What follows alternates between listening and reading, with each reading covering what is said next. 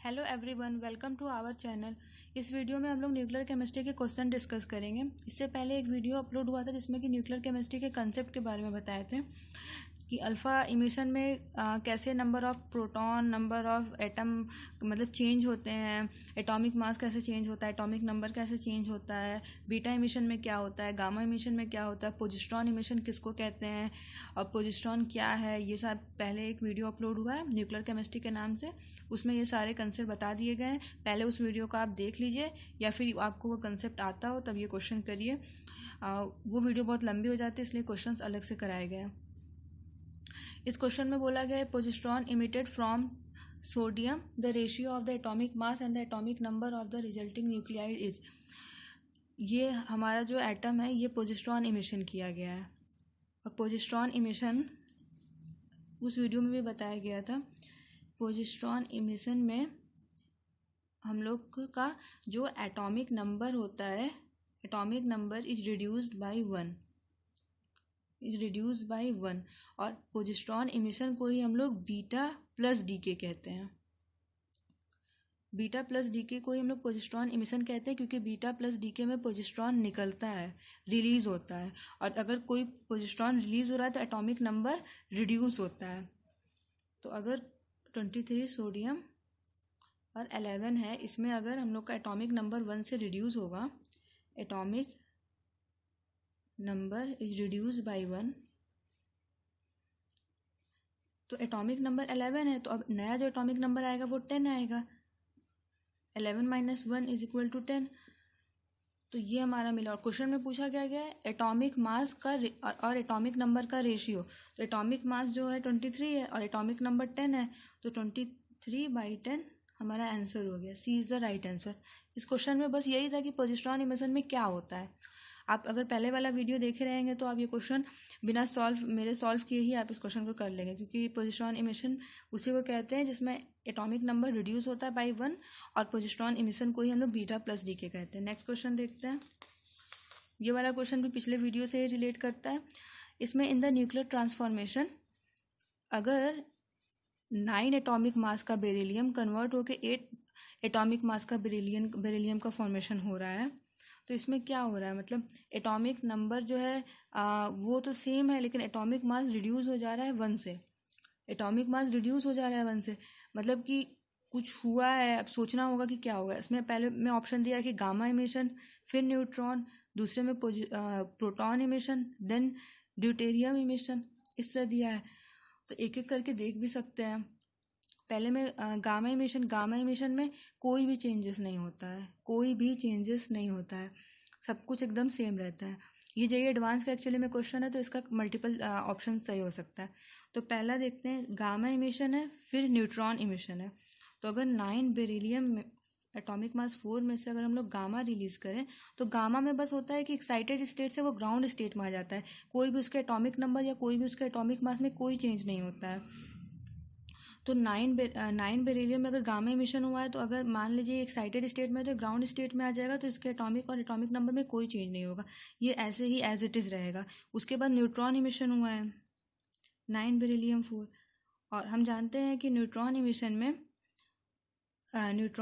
में जो है हम लोगों का एटॉमिक मास जो होता है वो रिड्यूस हो जाता है 1 से, क्योंकि न्यूट्रॉन जो होता है वो ये होता है, इसके पास कोई चार्ज नहीं होता है, 1 मास होता है। तो अगर 9 बेरिलियम में से हम लोग 1 न्यूट्रॉन रिड्यूस करेंगे तो हमारा आ जाएगा 8 बेरिलियम 4 प्लस 1 नाइट्रोजन 0। तो यही पूछा गया है कैसे होगा, तो ये आंसर सही है, A is the right answer. लेकिन जेईई एडवांस का क्वेश्चन है तो नेक्स्ट भी सही हो सकता है, दूसरा भी। हम लोग अगर सी वाला देखें या डी वाला देखें तो उसमें प्रोटॉन इमिशन है, जिससे कि प्रोटॉन इमिशन से तो पहली बात एटॉमिक बढ़ जाता है, एटॉमिक मास में चेंज ऐसे नहीं होता है। तो बी वाला देखते हैं ए के बाद। तो बी वाले में पहले जो है हमारा, तो पोजिस्ट्रॉन इमिशन लिखते हैं पहला जो लिखा हुआ है, तो 9 बेरिलियम 4 और पोजिस्ट्रॉन जो होगा वो 1 हाइड्रोजन, इसी को पोजिस्ट्रॉन कहते हैं।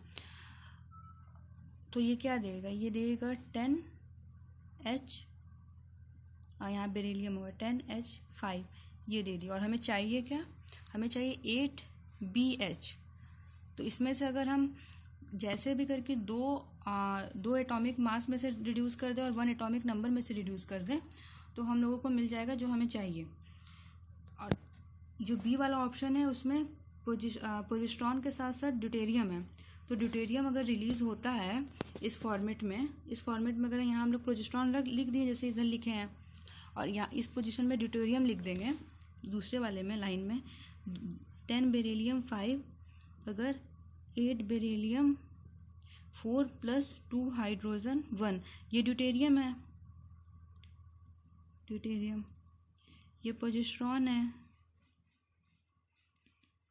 इन दोनों को अगर ऐड कर देंगे तो हमें मिलेगा 9 बेरिलियम 4 + 1 हाइड्रोजन, ये दोनों ऐसे से कट जाएगा, गिव्स 8 बेरिलियम 4 + 2 हाइड्रोजन 1, जो कि ये जो इक्वेशन बनी है ये इस वाले फॉर्मेट में एकदम फिट बैठ रही है। एक्स की जगह पोजिस्ट्रॉन और वाई की जगह ड्यूटेरियम, ये दोनों रख देंगे इस इक्वेशन में तो सॉल्व हो जाएगी। इस वाले में भी इसी तरह प्लस करना था, ये दोनों ऐसे ऐसे कट जाएगा और 9 बेरिलियम 4 प्लस यहाँ पे गामा इमिशन गिव्स, ये गामा इमिशन है और जो वहाँ दिया है वो वाई है, 8 बेरिलियम 4 + 1 नाइट्रोजन, ये वाला वाई फिट हो जाएगा और 1n, ये इस फॉर्मेट में फिट हो जाएगा, ये x ये और ये y n, यहाँ पे ये गामा इमिशन है, यहाँ पे ये y है,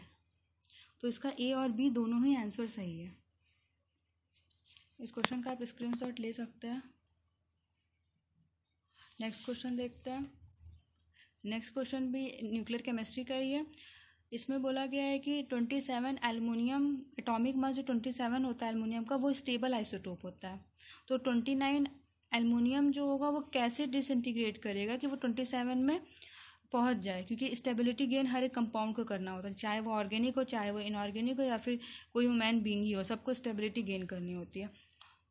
तो इस एल्युमिनियम को इसमें कन्वर्ट होना है तो हमको रिड्यूस करना है इसका एटॉमिक मास। तो एटॉमिक मास इसमें सोच सकते हैं कि एटॉमिक मास कैसे रिड्यूस होगा, ये सोचना है हमें, लेकिन एटॉमिक नंबर जो है उसका वो कांस्टेंट है, एटॉमिक नंबर में कोई चेंज नहीं है। तो हमें जैसे भी करके इसका एक एटॉमिक मास रिड्यूस करना है। तो अगर हम लोग सोचिए अगर प्रोटॉन निकालते हैं तो प्रोटॉन निकालेंगे तो एटॉमिक नंबर भी रिड्यूस होगा, तो प्रोटॉन नहीं रिलीज कर सकते हैं हम, और गामा इमिशन कर नहीं सकते क्योंकि गामा इमिशन में ना ही प्रोटॉन चेंज होता है ना ही एटॉमिक मास चेंज होता है। तो बचा हमारा न्यूट्रॉन, अगर हम लोग न्यूट्रॉन इसमें से रिलीज कर दें तो हमारा जो है एटॉमिक मास चेंज हो जाएगा और एटॉमिक नंबर सेम रहेगा। तो हम लोग के पास एक ही ऑप्शन है कि हम लोग उसमें न्यूट्रॉन इमिशन करें, तो न्यूट्रॉन इमिशन कर सकते हैं। ये 1 नाइट्रोजन 0 होता है, तो जब न्यूट्रॉन इमिट करता है तो वो एक पोजिस्ट्रॉन बनाता है और एक जो होता है बीटा पार्टिकल बनाता है, ये बीटा पार्टिकल हुआ और ये पोजिस्ट्रॉन हुआ। और अगर हम लोग एक न्यूट्रॉन रिलीज़ कर दें और फिर दूसरी बार में दूसरा न्यूट्रॉन रिलीज़ कर दें तो हो जाएगा। अल्फा इमिशन में भी तो होता है 2 से एटॉमिक मास रिड्यूस, लेकिन उसमें 4 से एटॉमिक मास रिड्यूस होता है और 2 से एटॉमिक नंबर रिड्यूस होता है, तो अल्फा इमिशन नहीं हो सकता। पोजिस्ट्रॉन इमिशन केवल नहीं हो सकता क्योंकि केवल पोजिस्ट्रॉन इमिशन होगा तो एटॉमिक मास पे कोई मतलब फ़र्क पड़ेगा, और प्रोटॉन इमिशन में भी दोनों में फ़र्क पड़ेगा। तो सिर्फ जो है तो न्यूट्रॉन इमिशन में एक पोजिस्ट्रॉन निकलेगा, एक बीटा पार्टिकल निकलेगा। 2 बार अगर न्यूट्रॉन इमिशन होगा तो 29 एल्युमिनियम कन्वर्ट हो जाएगा 27 एल्युमिनियम, और 29 एल्युमिनियम 27 एल्युमिनियम ना ही अल्फा इमिशन से हो सकता है, ना ही प्रोटॉन इमिशन से, ना ही पोजिस्ट्रॉन इमिशन से।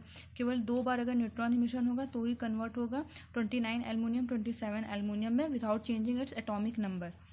और ये इसका जो आपको लेक्चर है वो प्रीवियस एक वीडियो अपलोड हुआ है, उसमें आपको PDF भी मिला होगा, वो PDF आप पढ़ लीजिएगा। PDF आप एग्ज़ाम के टाइम अगर रिवाइज भी कर लेंगे तो बहुत सफिशिएंट होगा न्यूक्लियर केमिस्ट्री के लिए।